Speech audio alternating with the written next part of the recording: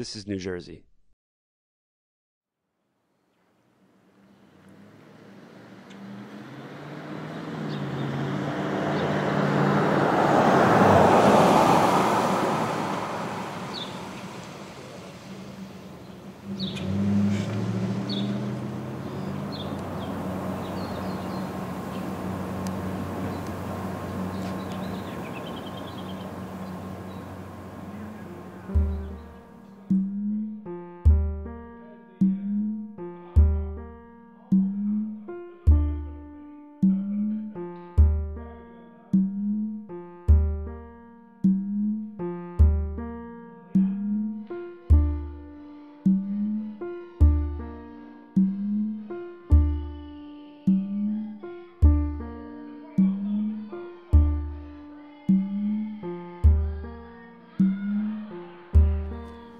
Can you just show us around? Oh yeah, you ready? Yeah, I'm ready. Okay, this is where we'd come in. The audience would be hanging out here. And if you walk in here, to the right was the box office. It ran about 12 feet down and came out. And the wall is about there, and there's a wall that went down there. So you had, it's like a corridor. Now along this wall were all the pictures of the cast and the shows we were doing. So it was like a board of the company. And then you come to, there's a door about here, and you still have wall going all the way down. And then there was a ramp here, and the ramp would go on to the stage, and it's about in this area. So the stage started about here.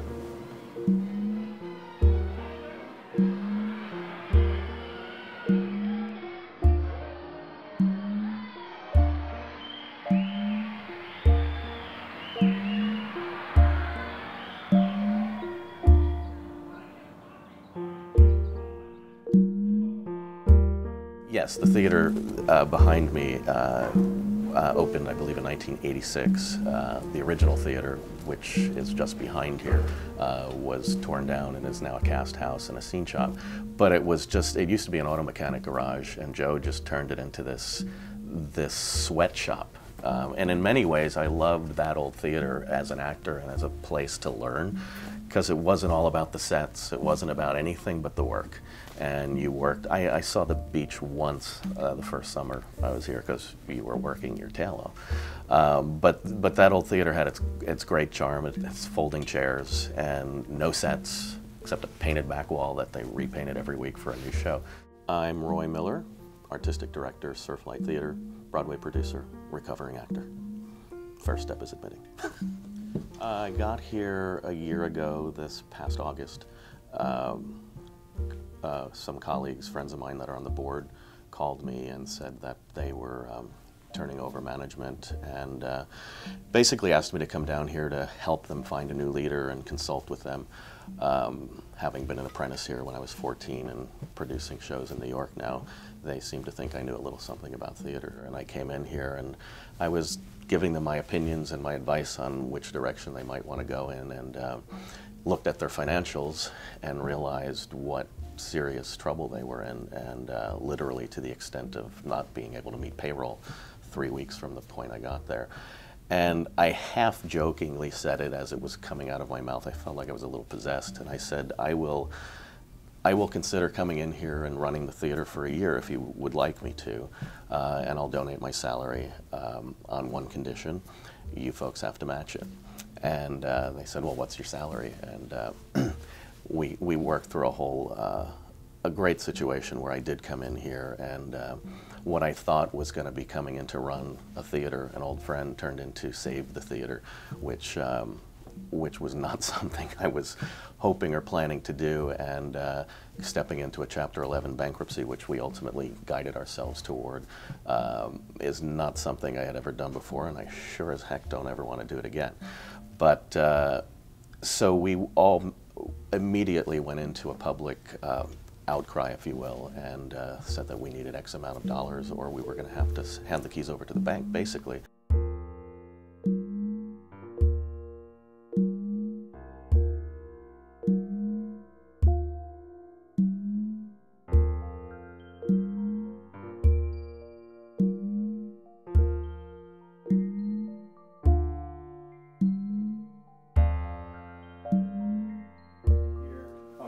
down the hallway, we're coming into the doors and we're coming into the theater. And the whole audience is sitting there. The whole audience is sitting there. The stage is here. Thrust stage, it came out. And then there's the orchestra was over there, and there was an audience over there, and an audience over there.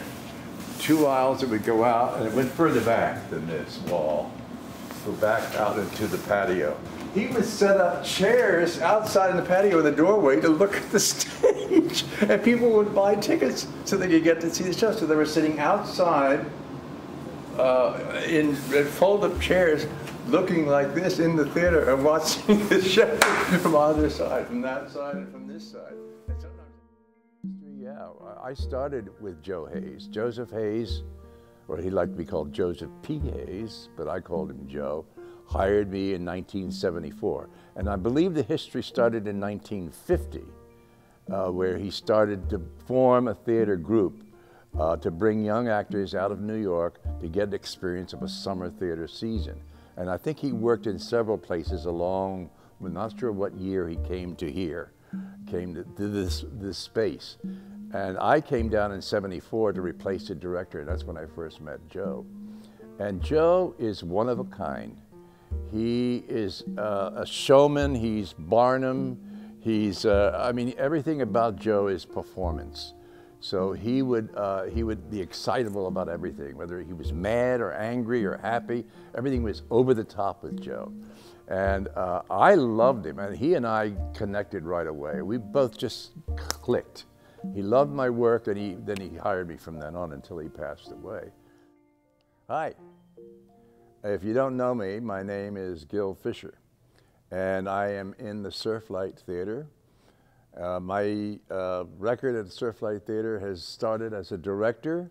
Then I moved on to be an assistant to Eleanor Miller, who ran things, and then I took over as an artistic director and also an actor. I performed here as well. So I've done more or less everything, and I started in 1974, so I consider myself a veteran of Surflight Theater, meaning 20 years of service. And for those who do remember me, I'm still alive. Most people think, didn't he die? But no, I'm still here.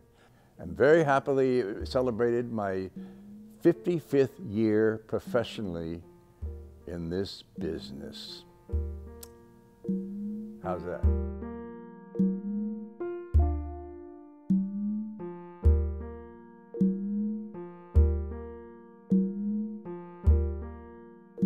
It's like a home to me. This theater is like a home to me. And even though I haven't been here working since '93, I finished, I always kept tabs on it.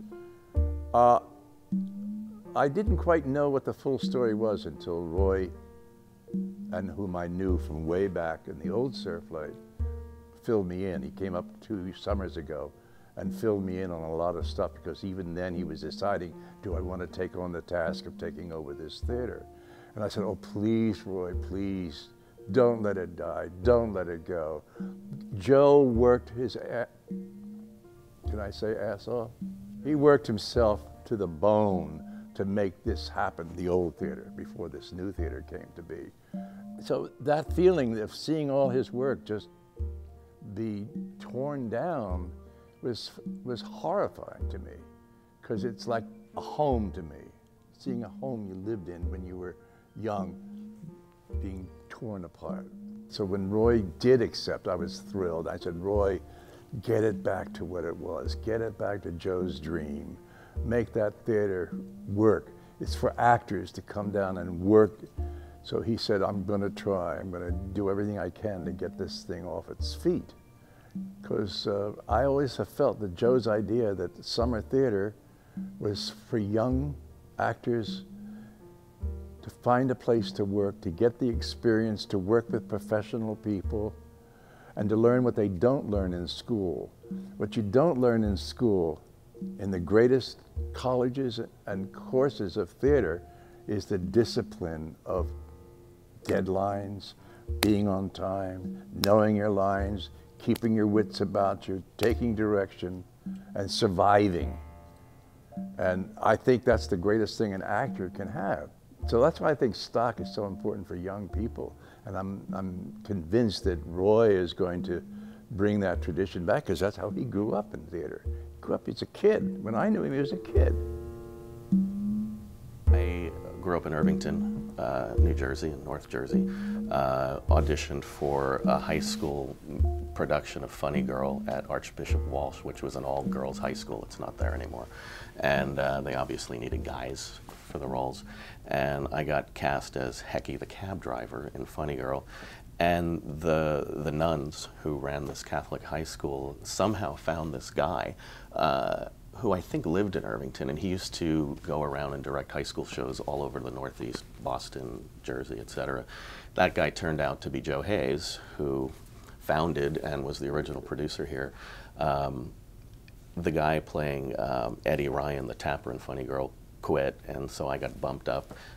14-year-old trying to tap in a high school musical was not pretty. But Joe invited me to come down here and be an apprentice that coming summer. I didn't even know what the word apprentice was. And I don't know how I convinced my parents to go away for an entire summer. But they did, and I came down here and learned that being an apprentice was cleaning toilets, sweeping floors, and eating bologna sandwiches, and if you're lucky, being in a show.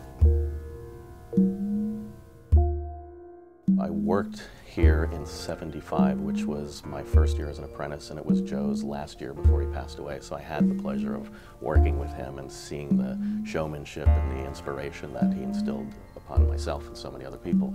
I ended up coming back for 3 more years after that, just to kind of help everyone in his passing. So I was an apprentice here for 3 years, and I was in the acting company the final year that I was here, and I probably would not be doing what I do today if it wasn't for this experience. Yes. So this is where the paint deck was really, so as I said, they couldn't paint a full drop. They had to do bits and pieces at a time because they didn't have the space to do it, and now they do. Mm-hmm. That's in there is better for them. And that was what the old theater was for, that I worked at here from '74 through '86 was our last year. But we got the theater up. I threw everything, any resources that I had, favors, begging, groveling. A lot of folks who had worked in Broadway shows of mine, Judd Hirsch, Cindy Williams from Laverne and Shirley, and Joanne Worley, and Dawn Wells from Gilligan's Island, all of these old friends of mine. In our business, which is great, whenever something or someone is in trouble, everybody comes to the aid, and they all did, and they came down here and worked for next to nothing. And what I needed to do with that first season is obviously reduce expenses, try to increase the income, and doing these small plays without 30 actors in a musical with 12 units, 12 multi-sets, was not the way to try to get through next season. So doing a 3-character play with Judd Hirsch and the female odd couple with Cindy and Joanne was the way to get her done, so to speak. And it got us out of the crisis mode, and I don't know how long most bankruptcies take, but we got out in 10 months, and this past December, a month ago, we got out of bankruptcy. Well, I think the magic of Surflight comes from the years it's existed and the things that they have survived over the years, and it comes from I think this can apply to most theaters. It comes to how close we are as a family, and how close we are to be willing to listen to somebody tell you there's nothing wrong with what happened. It happened, we move on, you have the ability to take it from there.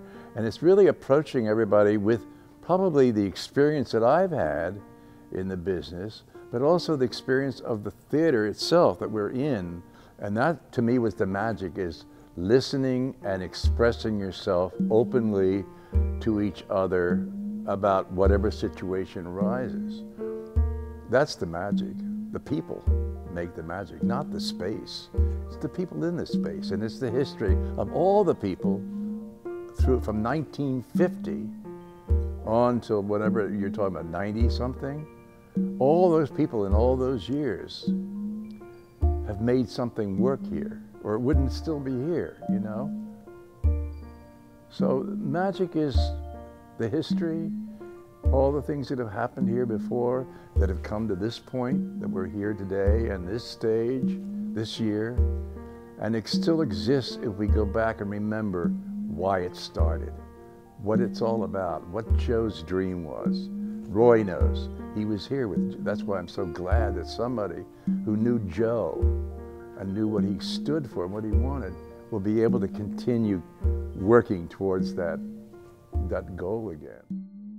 Try to remember the kind of September when life was slow and oh so mellow.